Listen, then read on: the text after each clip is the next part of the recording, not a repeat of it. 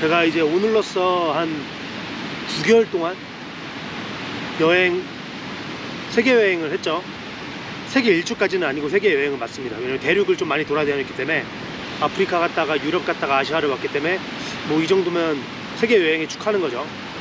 저는 참고로 코로나 전에 한 아프리카 여행이랑 그 호주, 뉴질랜드 이쪽 여행을 좀 했었고 한 2~3달 정도 했었고, 그리고 2018년도에 남미 여행을 한 5개월, 6개월 정도 했었고, 그러고 나서 이제 코로나 끝나고 세계 여행 마저 못한 게 너무 아쉬워서 아프리카부터 해서 유럽 찍고 지금 아시아 와서 이제 베트남까지 마무리하고 이제 한국으로 들어갑니다.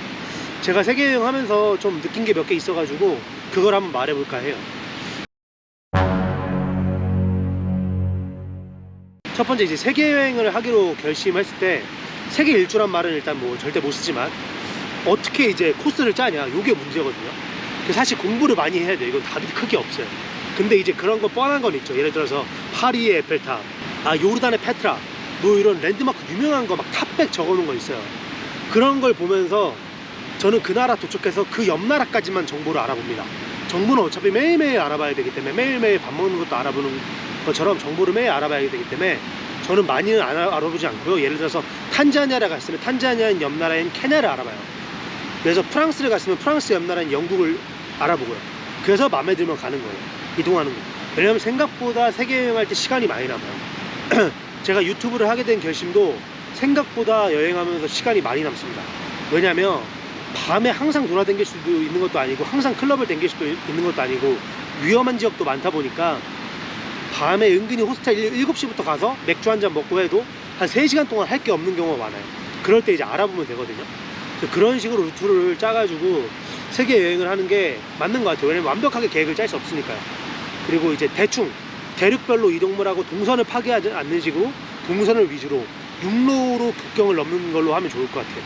예전에는, 코로나 전에는 비행기값이 되게 저렴한 데가 많았어요. 심지어 예를 들어서 남미 같은 경우는 칠레 항복이 70만 원이면 했거든요. 근데 코로나 이후로 뭐 기름값도 올라가고 러시아 전쟁, 우크라이나 전쟁 때문에 물가가 오르고 나서부터는 웬만하면 육로로 건너는 게 훨씬 더 저렴하기 때문에 이제는 육로로 웬만하면 이동해야 되기 때문에 동선을 따라가는 게 최고인 것 같습니다. 예전처럼 막 동선을 파괴하면서 여행하는 게 쉬운 게 아니에요. 코로나 이후에는 비행값이 너무 올랐기 때문에. 이런 식으로 루트를 짜서 세계 여행을 하면 좋을 것 같아요. 근데 이제 몇몇 나라들이 있어요. 예를 들어서 그 모로코 옆에 알제리를 가고 싶었어요. 근데 알제리 여행을 하려면 한국에서 비자를 신청해야 돼요. 그거만 가능해요.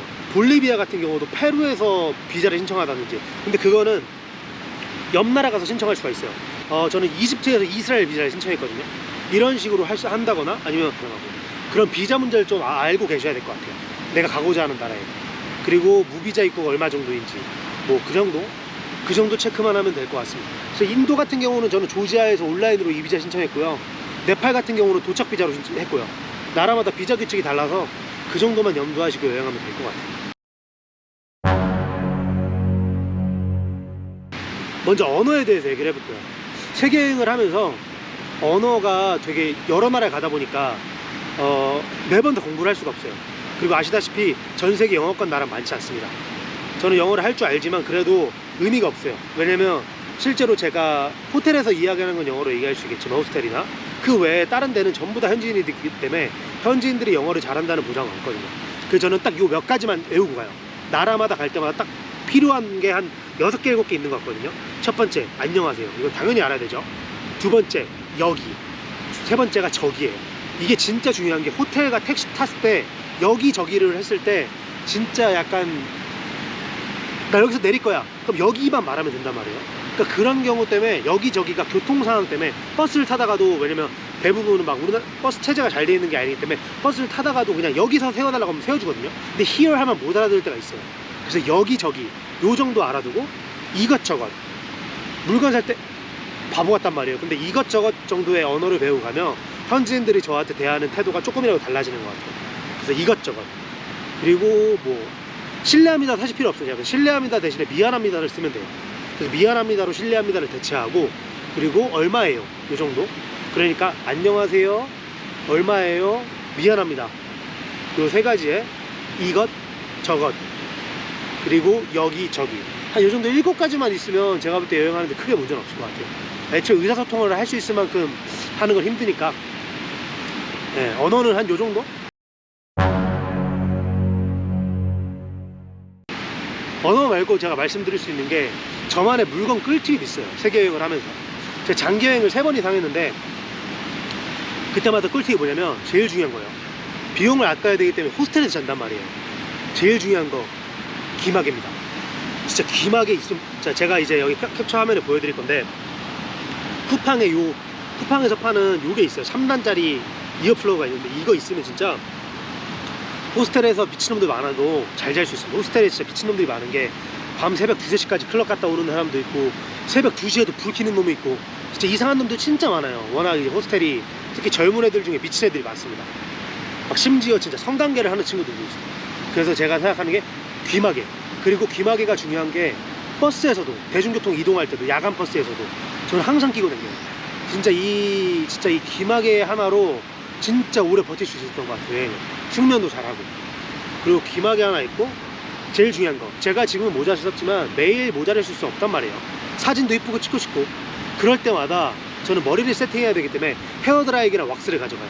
이게 진짜 쓸데없다고 생각하실 수 있겠지만 부피를 잘 줄이고 여행용 헤어드라이기 되게 좋은 게 있어요.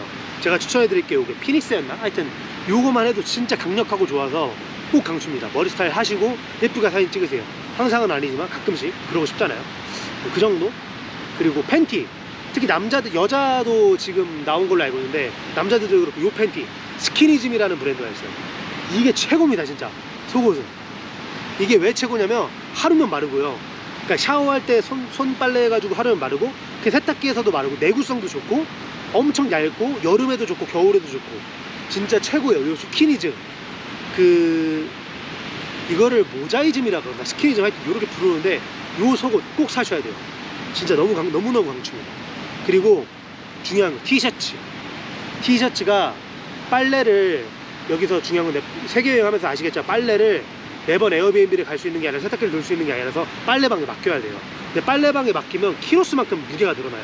아니면 그런 게 아닐 경우에 호스텔에서 돌릴 경우는 한 번 돌릴 때마다 비용이 나가는데, 티셔츠 개수가 많아야지, 한 번에 돌릴 때 많이 돌려야지 경제적으로 이득이거든요. 그래서 저는 티셔츠를 많이 입는 사람 생각으로 진짜 티셔츠 무조건 7, 8개씩 들고 다니는 것 같아요. 티셔츠, 양말, 팬티는 많으면 많을수록 좋다고 생각합니다. 저는. 그래도 팬티는 아까 말씀드린 대로 빨아 쓰면 되기 때문에 한 4장만 가지고 다니면 일주일 돌렸을 수 있어요. 그럼 일주일마다 빨래를 할 수 있기 때문에 돈을 아낄 수가 있습니다. 또 하나, 이게 저도 호주랑 캐나다 살면서 느낀 건데, 수건이 엄청 비싸요, 딴 나라들이. 근데 여기가 이제, 그래서 스포츠 타월 같은 걸 사서 자주 빨아 써야 되거든요. 그래서 수건을 한국에서 좀 미리 챙겨 오셔야 돼요. 해외 대부분의 나라들이 수건이 좀 비싼 편입니다. 그나마 좀 이제 개발도상국 돈 싸게 파는 경우도 있지만, 개발도상국에서도 수건을 비싸게 파는 경우가 많기 때문에 한국 수건이 내구성도 좋고 빨아쓰기도 좋아서 약간 스포츠 타월 이런 거 사오시면 정말 좋을 것 같습니다. 그리고 이제 필수인데, 아시다시피 침낭, 여름용 침낭. 봄, 가을 두꺼운 거는 필요 없어요. 무게 많이 나가는 거, 가벼운 거. 왜냐면 호스텔이 더러워요. 가끔 정말 안 좋은 데는 더럽기 때문에 그 침대에서 잘 수가 없어요. 그래서 그 호스텔 위에다가 베드버그 문제도 있고 항상 침낭을 깔고 자야 돼요. 요 정도?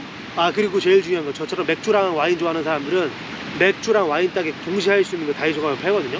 그거 항상 들고 다니셔야 되는데, 팁이 노트북처럼 이제 일반 가방에 그거 넣고 다니시면 그 세관 초반에 그 공항 검색대에서 걸려요. 그러니까 항상 붙이는 짐에 놔두셔야 돼요. 제가 이것 때문에 맥주 와인 따기를 한 3번을 산 것 같아요. 이번에 또 샀어요. 또 걸려가지고 또 뺏겨가지고. 어쨌든 요 정도. 손톱깎이랑 이 귀 파개 반드시 사게 돼 있습니다. 안 가져오시면 돈 아깝거든요, 은근히. 또 그런 것도 또 아낄 수 있어서 요 정도 하시면. 중요한 건 또 하나, 배낭입니다. 배낭을 저는 싼 거를 했어요. 한 7, 8만 원짜리. 저는 평균 70에서 80리터짜리 들고 다니거든요. 근데 배낭은 크면 좋아요. 제가 지금 사는 게 90리터짜리인데도 오버사이즈 배낭 아니라서 그냥 물건 많이 넣든 안 넣든 짐 묶이는데 돈 추가로 내는 것도 없고, 부피가 크다 보니까 자유롭게 늘 수가 있어서 저는 무조건 강추입니다. 배낭 큰 거 선택하는 거. 왜냐면 배낭이 70m든 80m든 무게 차이가 크게 나지 않아요. 제가 평균 배낭 가방이 16kg밖에 안 됐기 때문에 저는 크면 클수록 좋다고 생각해요. 그냥 의뢰저래 은근히 많이 넣을 수 있고. 중요한 거, 유명 브랜드가 있습니다. 딴 건 몰라도 저가 안 그랬기 때문에 배낭에 꼭 좋은 걸 쓰세요. 오스프리, 덱스터, 그레고리 가방. 요 세 개가 진짜 유명해요.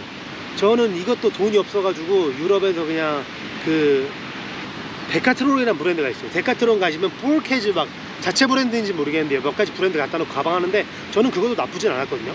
제게 90리터에 한 20만원 정도 했습니다.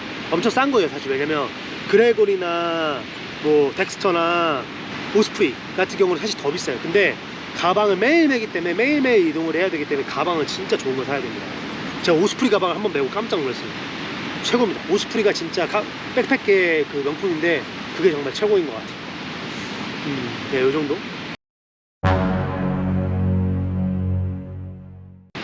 우리나라는 아의 민족이잖아요. 저는 아를 너무너무 좋아하는데 아를 보통 사람들은 많이 먹지 않아요. 전 세계적으로. 그게 왜 이유가 뭐냐면 바로 그 이탈리아에서 아이스 커피를 사케라토라고 해가지고 에스프레소 샷이랑 설탕이랑 물을 넣고 이렇게 쉐이킹 하거든요. 칵테일 잔에다가.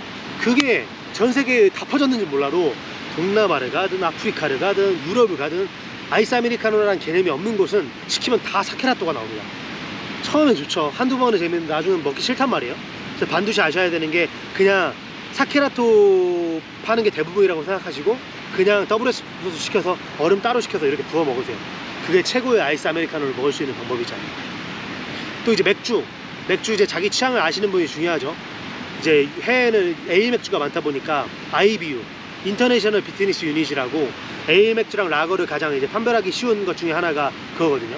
그래서 IBU 항상 체크하셔서 마시는 맥주, 실패하지 않고 맥주 드시는 거 성공하시기 바랍니다. 당연히 와인이랑 맥주 공부해가면 너무 좋죠. 저는 이번에 공부를 좀 나름 해봤는데 공부했는데도 잘 모르겠더라고요.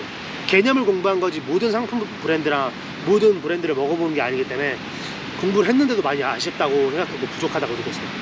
어쨌든 요 정도가 이제 술에 관한 거고, 그리고 이제 시안의 안전에 관한 건데 대부분 저는 이제 밤에는 웬만하면 돌아다니지 않았어요. 근데 각이 있어요. 딱 보시면 아시겠지만 남미 6시 이후에 절대 돌아다니면 안 돼요. 심지어 주간에도 털릴 수 있는 거기 때문에 안 됩니다. 아프리카 어차피 밤에 할 거 없어요. 밤에 돌아다닐 일이 없습니다. 그러면 밤에 돌아다닐 수 있는 데가 어디냐? 유럽? 유럽이 좀 그래도 친구들이랑 같이 다니면 밤에 택시 같은 거 안 타고 돌아다니기만 하죠. 동남아 좀 몇 나라. 근데 그 외에 제외하고는 보통 밤에 돌아다닐 수가 없어요. 그렇게 무리하고 다니시다가 털리면 누구도 알아줄 수 없습니다. 밤에 털린 건 본인 스스로의 잘못이에요. 저는 그래서 단 한 번도 털린 적이 없기 때문에, 강도를 만났는데 주간에 만났기 때문에 그거는 뭐 제가 컨트롤할 수 있는 부분은 아니었잖아요. 좀 의식한 곳에서. 어쨌든 그것 빼고는 크게 제가 볼 때 시야는 밤에만 안 돌아다니면 문제가 없을 거라 생각합니다. 그리고 제가 또 하나 이제 소매치기 같은 거에 대해서 태생론을 말씀드리면, 저는 태생론이 있어요. 소매치기를 당하는 사람들이 특징이 있어요. 제가 느끼기에는 만났던 사람들 얘기해보면 일단 매우 천천히 걷습니다. 슬금슬금 천천히. 물론 좋죠. 근데 약간 치안적으로 문제가 있는데 그렇게 걸으면 안 돼요. 누구나 표적이 되기가 쉽습니다. 그리고 눈에 힘 풀고 다니지 마세요. 정말 아무것도 아닌데 저는 그렇게 생각해요. 길 가다가 눈을 마주쳐서 이제 정말 스트롱하게, 정말 카리스마 있는 것까지는 아니지만 힘 막 풀고 있는 것보다는 눈 힘 주고 봤던 사람은 아마 저를 타겟을 삼지 않을 거예요. 제가 남자인 것도 있지만 제가 이렇게 흐리멍텅 하는 것보다 저는 그런 타겟론이 됐을 때 걸리는 경우가 많기 때문에 눈에 힘을 주고 다니는 것만으로도 예방할 수 있다고 생각해요. 그리고 핸드폰 허술한 행동하면 안 되죠. 너무 대놓고 막 하루 종일 보고 있다거나 그러면 딱 표적이 되기 쉬워요. 타겟이 되지 않기 위한 최소한의 노력. 그리고 부자인 거, 많이 비싼 거 입고 다니면 안 되고요. 저는 심지어 어떨 때는 가방, 보조 가방 없으면 비닐봉지에다가 핸드폰이랑 카메라 같은 거 들고 다녔어요. 오히려 비닐봉지는 털릴 일이 없잖아요. 근데 막 가방 여기 이렇게 앞가방하고 요거 하는 게 그게 오히려 관광객을 더 티내는 것 같단 말이에요. 저는 그래서 차라리 주머니가 더 안전한 것 같아요. 와, 제가 관광객이다. 표적이 좀 더 되기 쉬운 이 타겟론인 것 같습니다. 이제 유튜브 많이 했고, 유튜브 이제 영상 한 60개 넘게 올렸는데 이제 제 세계여행 여기까지가 마무리입니다. 제가 유튜브 언제 또 올릴지 모르겠지만 어쨌든 여행하는 거 내내는 올릴 생각이기 때문에 그때까진 안녕. 즐거웠습니다. 유튜브.